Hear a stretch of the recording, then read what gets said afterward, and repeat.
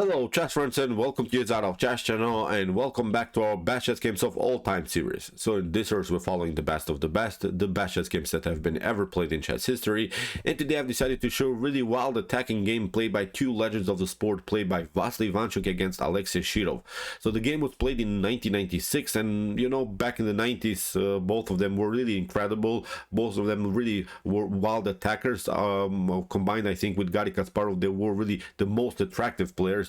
Back from the 90s we had also Vichy Anand, who was a rising star, also Vladimir Kramnik was a rising star, but I think, as I said, Shirov and Ivanchuk were really incredible because they produced so many wild ideas, and many of their games ended with some, I don't know, queen sacrifice, double rook sacrifices, three-piece sacrifice, double attacks, decoys, deflections, all of the beautiful elements that we love to see they produced. And that's why when they faced each other, the games were also really incredible, and also this game was really special. It ended with a really beautiful, but we have to say it, with the doubtful queen sacrifice. So be prepared, this was really chess from another dimension. So let's see now what happened. Chucky, the legendary Vassily Ivanchuk against Alexei Shirov. So here d4 was played by Chucky. We have d5 by Alexei Shirov. We have c6, the queen's gambit, c6, the queen's gambit declined the Slav defense, knight to c3, knight to f6, and after move knight to f3 we have reached now the 3 knights variation of the Slav defense. And okay, here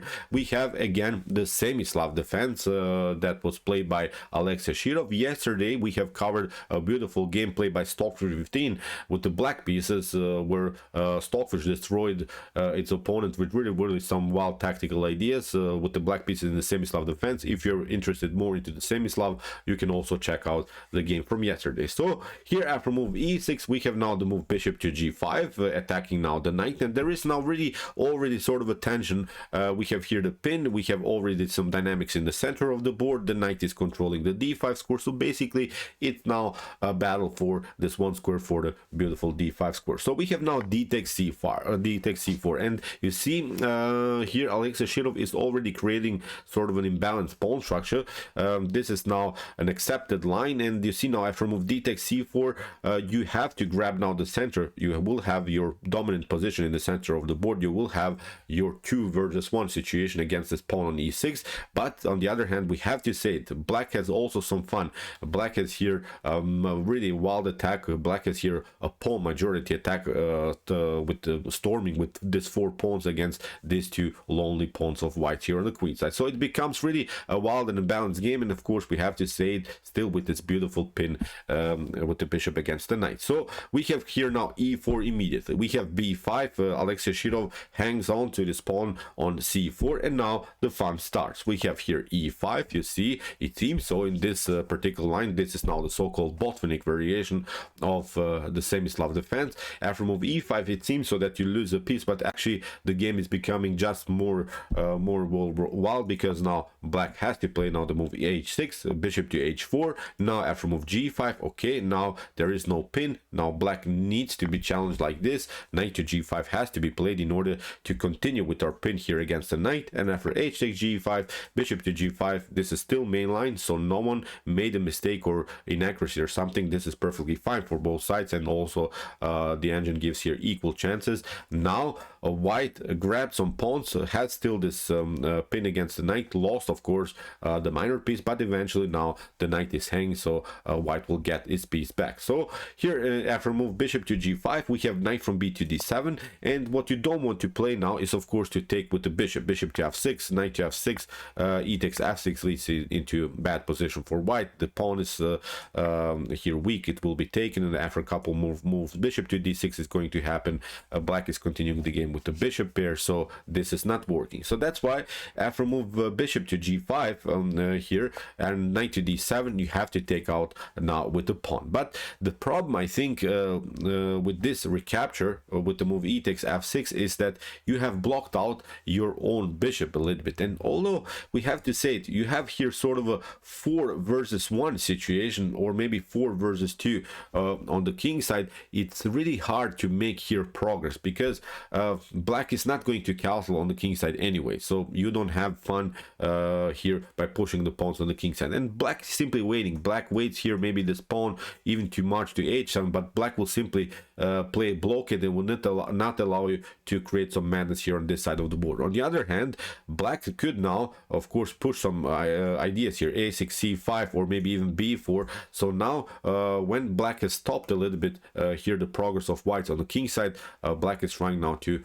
coordinate the attack now towards the queen side, is trying now to make counterplay here on this side of the board. So it's really wild now for both players now to play the game. It's really becoming more and more wilder game. So here in the continuation we have bishop to b7, developing the minor piece, and then eventually, if the position allows it, to play c5 and liberating now the long diagonal. And now you can do many things. You can play a4, it's perfectly fine, breaking a little bit here this monstrous pawn structure that black has here on the queen side, or you can play of course bishop to e2, developing the minor piece, then maybe maneuvering the bishop to f3, or you can play of course h4, h5, continue with your normal plan, maybe just to push the pawns here on the king side. But Vassily Ivanchuk played now the most teasing line, sort of. He's playing now the move g3, invites now Alexei Shirov to maybe play even the move c5, and now opening the long diagonal against the rook here on h1. And that's exactly what happened. We have now c5. Here the game becomes really wild in the center of the board.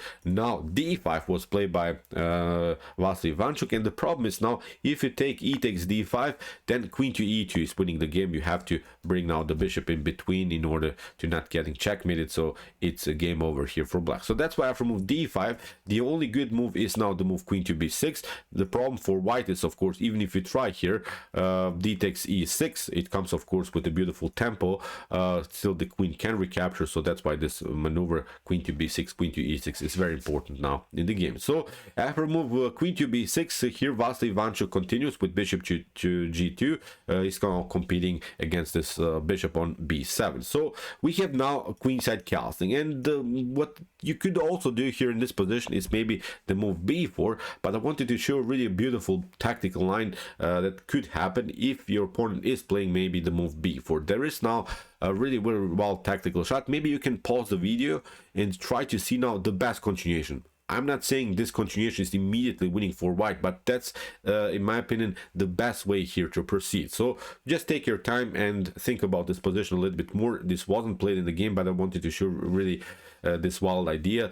If your opponent would have played maybe the move b4, what would you play here in this particular position? So take your time and try to solve this sort of wild position now in this particular game. So okay, after move b4, the cool move that you can play is rook to b1. The problem is now black cannot take out the knight. B takes c3 is not possible. B takes c3 would be the continuation. Now you have to maybe protect your bishop here with c7 or a6, queen to a6, or whatever you want to play. But the problem is now the b file will be opened even if you try. Let's see, queen to c7, then we just played this one, rook to b7. We can even take out the bishop. After queen to b7, we played this one. This is the beautiful tactical shot. D takes e6. Now the rook is lost. If you take of course the bishop here, then you get checkmated on d7. So this is now a line that we have to memorize here, because it will have also an impact in the later stage of the game. The game will not lead in this specific line, but some of this similar ideas could happen then of course in the continuation of the game. So that's why after move bishop to g2, here Alexei Shirov didn't play the move b4. He first castled, realized that could be some problems here with this loose bishop on b7, so that's why he secured first the king. And this is also natural. You see, if the d file opens, now the rook is on the d file, the queen could be endangered on this side of the board. So we have now kingside castling played by Vassily Ivanchuk. We have now finally b4, and again Vassily Ivanchuk had the opportunity to play rook to b1. He didn't play this maneuver in the game. He didn't play this beautiful tactical idea. The game would be then very complicated. Again, b takes c3 wouldn't be a possible move, because after b takes c3, queen to a6, again we played this line here, queen takes b7.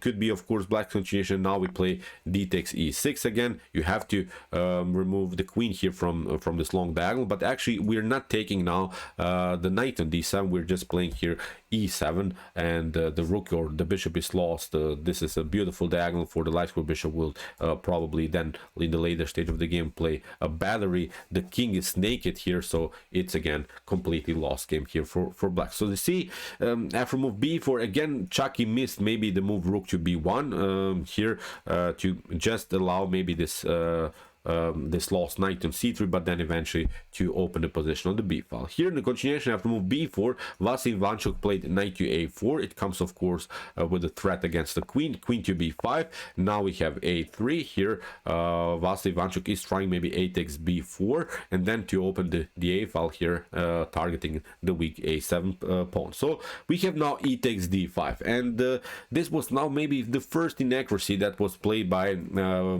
Alexei Shirov. Although it is tempting, of course, you are taking now the pawn. You are still having here this beautiful 5 connected pawns. You have really a dominant position on the queen side, but a better choice here. And this move was introduced to us by the legendary Vichy. Anand Vichy, for instance, in this position played doubtful knight to b8, but at least you are opening the d file with the rook against the queen, and you're still battling for the d file square. In one of the games, 8xb4 was played, c takes b4. Now queen to g4 was played. Here we're still in the game Vladimir Kramnik against Vichy Anand, so this was the game. This wasn't played in this game between Ivanchuk against Shirov, but queen to g4 was played, and now simple bishop to d5 happened, and now finally you see Vichy Anand has, I think, a solid position. The bishop got out. We have still a good control of the d5 square here by the rook. Also, the knight is a little bit loose here on a4 of white. So as I said, this was a much better maybe continuation for black. If you are getting this position, maybe this is the way to go. So, but okay, after move a3, as we said, Shirov took e takes d5. We have now a takes b4, c takes b4, and now bishop to e3 here, played by Vassily Ivanchuk, targeting again further here against this a7 pawn. So we have now knight to c5, and from this point on, this is now a monstrous, this is now an immortal game. So okay, let's see also this continuation. If you play knight to e5, this could be an idea, maybe preventing the queen to come on g4, but then queen to d4 is going to happen, and probably you will lose here the pawn on a7. So this is also not a good continuation here for black. So in the continuation, we had knight to c5, and now Vassily Ivanchuk played queen to g4, delivered a check. We have rook to d7, covering now the king, and now comes the stunner of the game. Here Vassily Ivanchuk pulled off an immortal, but we have to say it, a doubtful queen sacrifice. He played queen to g7. He realized that the bishop is a little bit overloaded here around the square c5, and this was really a wild tactic. A better way to go maybe is here to play bishop to c5. Look at this, bishop to c5, knight to c5, queen to c5, and you just occupy the e file. And I think from this point on, black is simply lost. You have to include your other rook into the defense. We just play a rook to e7, maybe king to c7 can be played. You include, of course, this other rook into the game, and now with queen to g7, I think this is a much better position for white. White will eventually take out this pawn. The king is a little bit naked, and then when we take out the pawn, we just push this pawn on the f file. Although we have to say it, black has his fun here with these 3 pawns against 1 pawn, but it's really hard also for black to make progress to connect somehow these pawns. Meanwhile, I think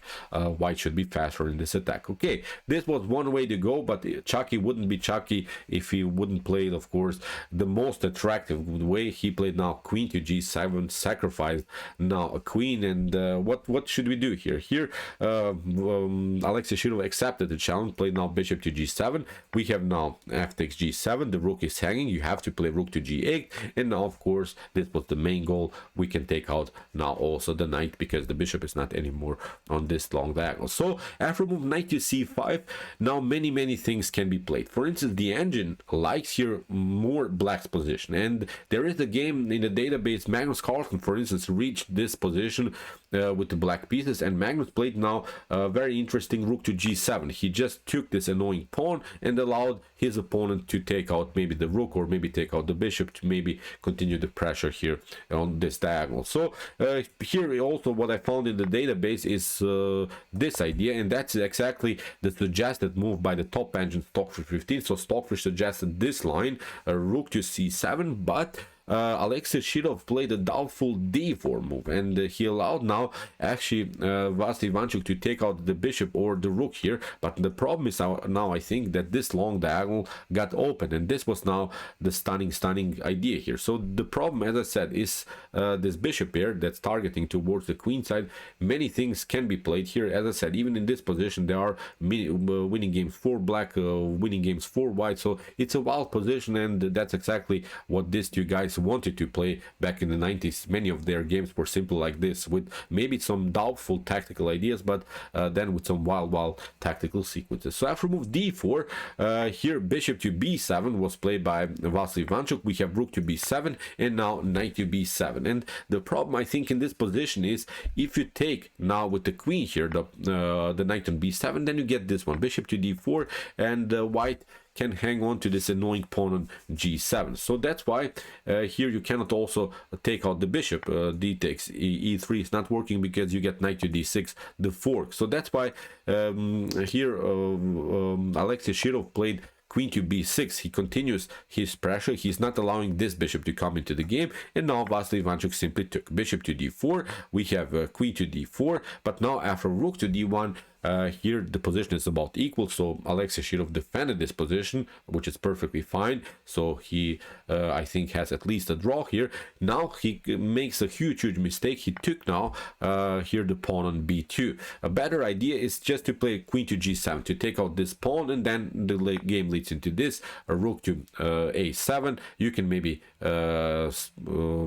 continue to pressure here with king to b8, attacking both of these pieces, but now rook to a1, connecting everything. Now rook to e8, maybe getting this rook very actively into the game, and now we can step back. Knight to d6, we can also maybe trade it off, and now when we take out this one, this should probably be a drawish position. What white needs to do is maybe to play b3 and then rook to e3, just keeping the pieces glued together, and as I said, this should be probably a draw. But here after move rook from f to d1, here Alexei Shirov got a little bit greedy. He took the pawn on b2, but this is not working because now knight to d6 happened anyway. We have a king to b8, now rook to b1, and you see now when you took the pawn on b2, you actually opened now the position in front of your own king. So Alexei Shirov didn't notice that probably in his game. Now he took, but it's a different story. Now this rook is coming into the game with a beautiful tempo. So you see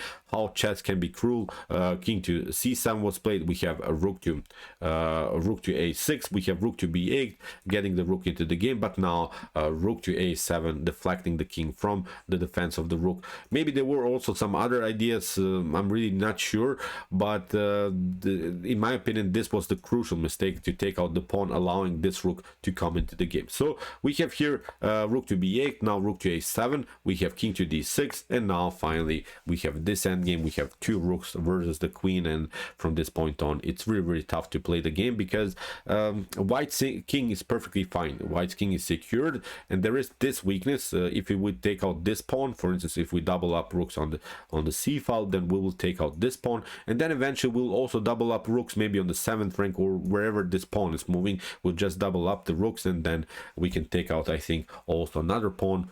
In the best scenario, I think black is continuing the game maybe with the queen, and white should have maybe two rooks and two pawns on the board. This could be then of course a completely winning endgame for white. So these are the potential outcomes. In the continuation, we had queen to g4 by Shirov. Now we have rook to d8, continuing the pressure, king to c6, and now after move rook to a1, in this position Alexei Shirov actually resigned because there is no good counterplay. You can play king to c5, we just play rook to c1, and you play, I don't know, f5, and we just play maybe a check here or something. We just maybe play even rook to d2, rook to c2, and we will eventually take out this pawn. When this pawn is taken, then black is losing the game for sure. So really stunning game. As I said, this is a doubtful queen sacrifice. Many games are in the database that also black won, many games are in the database that white won, but it's, I think, an interesting line that causes many tactical problems for both sides.